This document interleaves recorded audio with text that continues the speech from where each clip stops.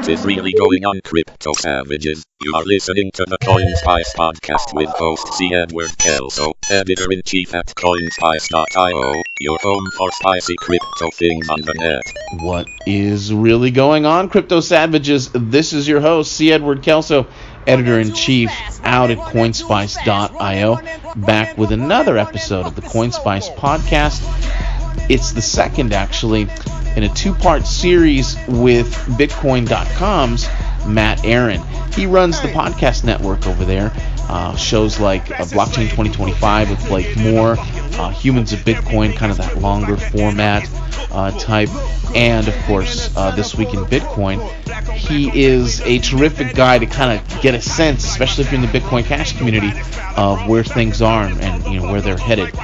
We talk in the first episode, which you can get out at CoinSpice.io just by clicking the podcast tab.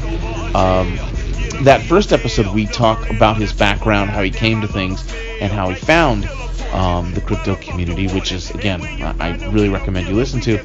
This time around, we're getting a little bit more philosophical. I put it to Matt, like, where does he see the big crypto in general, but specifically BCH, Bitcoin Cash, and where does he see it going? So sit back, grab yourself that tall glass of almond milk. Again, if you're a vegan, I'm not judging you. I'm trying to be inclusive. Inclusivity is the watchword here. Sit back, relax. We get spicy. This gets spicy. But I think you're going to learn a lot, and you're really going to like it. Without any further ado, here is Bitcoin.com podcast network guru, Matt Aaron. So in just a nice bite-sized chunk here, what are your thoughts going forward? Like, how do you see the space based on all that you've taken in, and looking forward, say, in the next couple of years? What are your thoughts on the current and future state of crypto?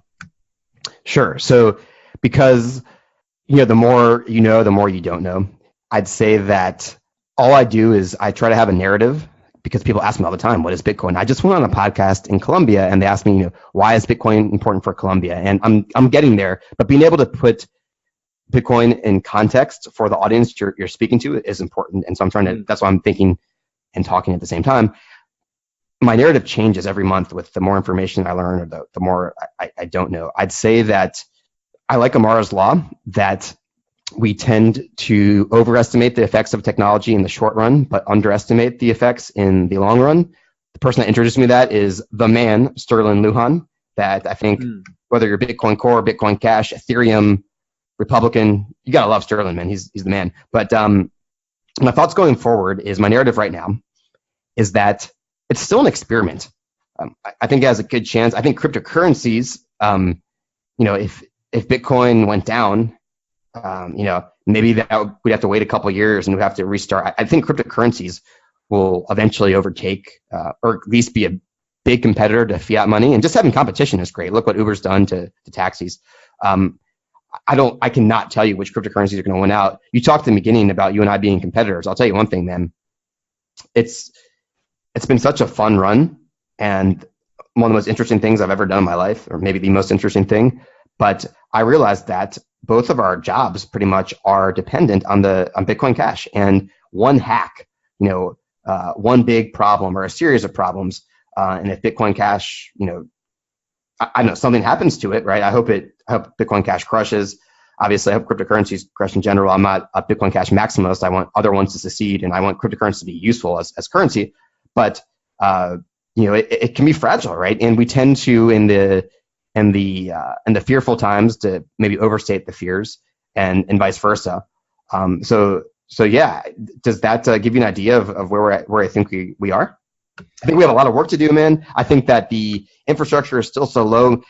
You're the person who taught me this, and I've kind of, without even crediting you, in marketing meetings brought up, it's like, hey man, we have to make these products easier to use for non-technical people. I think of moms, like shopping moms, and these Bitcoin.com wallet might look good to a tech person, but not to my mom, and that's important. I think that needs to happen. And then I'll finish this off, man. What am I working on besides podcasting? Bitcoin.com is Venezuela. So we are right. AirTM, which is a very interesting company.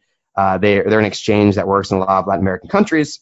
They go to the dollar, or they even connect to Venezuelan bank accounts, is going to do an airdrop of Bitcoin Cash on May 27th to 100,000 Venezuelans. So, this is the project I'm leading. We're trying to get as many stores to accept Bitcoin Cash. So when those 100,000 people get Bitcoin Cash, hopefully they can start spending it and just kind of flipping the economy. I don't say flipping the economy, but maybe they can just stop using the Bolivar, which does not work, and start using cryptocurrencies. Because the hard truth, you have to face hard truths in crashes, right? That's when companies cut down their employees, like you saw at Consensus and other companies, Bitmain, and Shapeshift, and you say, what are we doing? And not like what am I doing, like a scare, but just like, what am I doing? And then another thesis I'm working on is if Bitcoin Cash and cryptocurrencies cannot be successful in Venezuela, a market that is underserved, it can't be successful anywhere. And so there's a little bit of fear there, because if this doesn't work, then it's like, well, they don't use it in Venezuela. How are they going to use it in the United States, where, like, politics aside, the dollar with PayPal and Venmo, pretty much works. So it's time to find out if this works. That's kind of my other thesis that I'm trying to operate on. Yeah, we have a writer here that goes by the name of Linzerd, and who I'm in touch with. Yeah. Cool. And he is. And sorry for CoinSpice. I just want to say one thing. Yeah. If you want to understand Venezuela, it's very complicated. I'm still a beginner there. I've only been there once a long time ago, and I don't consider myself an expert. But Linzerd wrote a 4-part piece on the Petro, which is their ridiculous national cryptocurrency by Maduro. Venezuelans aren't ridiculous, but the totalitarian administration of Maduro, the president, is ridiculous. And he covered it in 4 parts, over the course of the year. I highly recommend that if you want to have an idea of what's happening in Venezuela. I think he did a fantastic job. I totally agree with you. And the publishers of CoinSpice, the 2 guys here who sort of run things, they have a deep love for spreading Bitcoin, or in this case, Bitcoin Cash, peer-to-peer electronic money to those who need it the most. And it's the reason that I came over here, to be honest with you. Obviously, I love the feistiness and the pirate ship aspect of it. But what really sold me on CoinSpice was the fact that these 2 guys have their bags packed. They are ready. They're supporting, whether it's, places in Africa, Southeast Asia, like the Philippines, or South America, like Venezuela. They get it, right? So I do think that Venezuela definitely is ground zero for us. And the way I try to explain it to investors or people who reach out to me about, whether you want to call them underserved markets or emerging markets or whatever, I like the Trumpian phrase shithole. Whether however you see crypto, Venezuela is at a severe discount. It is at a severe discount. The government, obviously the U.S. has helped with sanctions and so on, and there's a whole other story behind that, but has driven that economy into the ground. And if there's again, Venezuela's for sale, and I don't mean for sale in the naughty sense. I mean there's a sale going on there, and right now, if you're in the crypto space and you're into the currency aspect of it, this is the place to be. You got to get in there.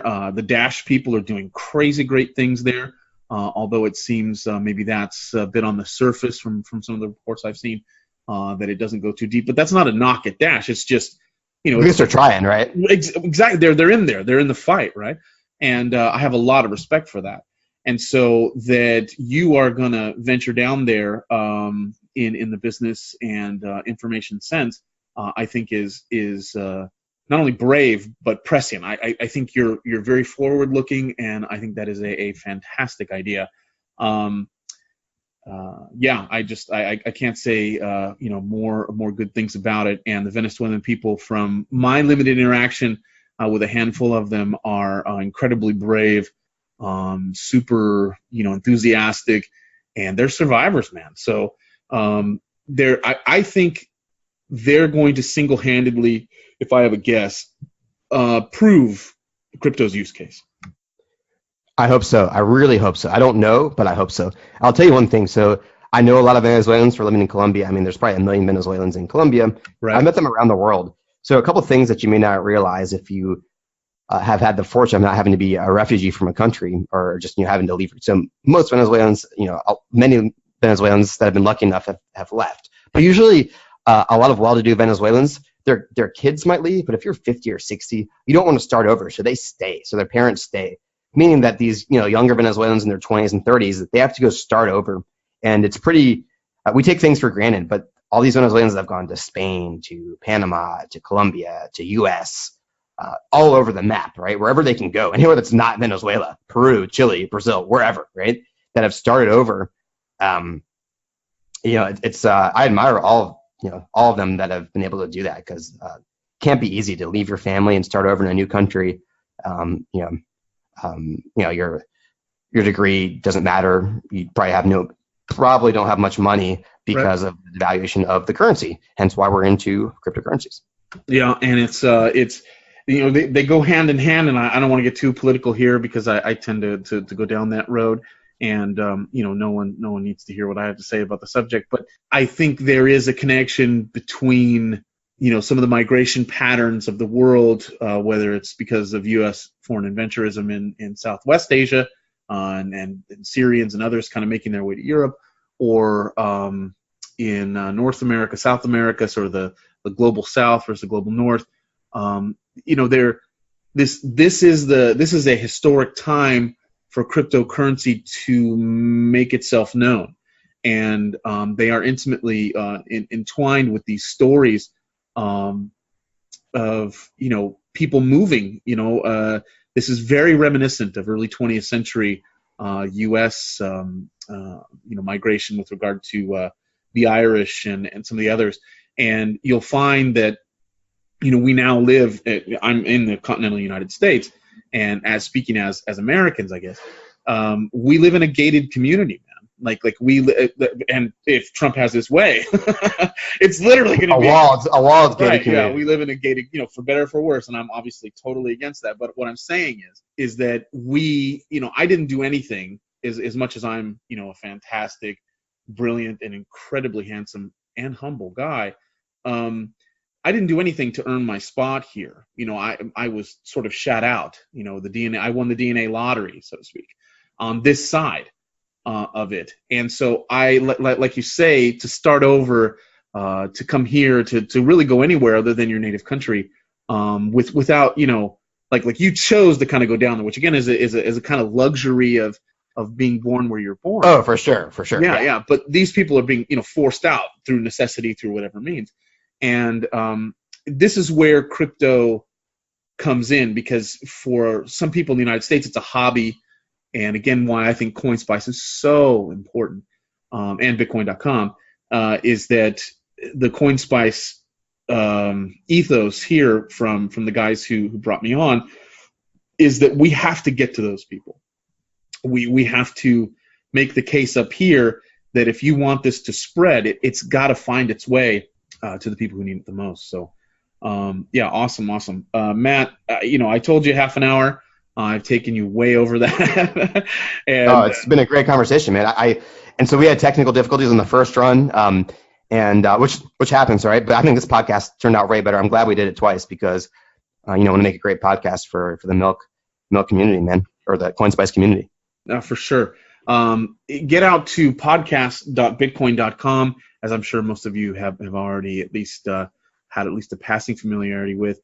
It's a document. Matt has covered, just when you think you know and you've heard from everybody, you go, who's that? And you click on a Humans of Bitcoin, or stay up to date with This Week in Bitcoin, or Blockchain 2025 with the great Blake. More on some of the more adventurous aspects of the space.